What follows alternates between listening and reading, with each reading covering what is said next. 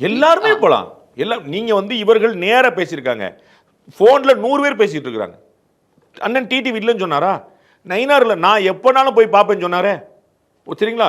OPS அவர்கள் சசிகலாவை சந்திப்பேன்னு சொன்னாங்களா? உங்களுக்கு தெரிஞ்சு சந்திச்சாங்களா? சரி பேசலாம்னு நீங்க நினைக்கிறீங்களா? உங்களுக்கு புரியுதுங்களா? நீங்கள உங்கள வெத்தலவா கலைச்சு வச்சுட்டு போய் அங்க பார்க்கணுங்கிற அவசியம் இல்லைங்க. சந்திப்புகள் நடந்துகிட்டே இருக்கும், ஃபோன் கான்வர்சேஷன் நடந்துகிட்டே இருக்கும். அது நம்மகிட்ட சொல்லி மீடியா வெளிச்சத்துல பேசுறதுக்கு இது உச்சி மாநாடு கிடையாது. அவர்கள் பேசிக்கிட்டே இருப்பாங்க.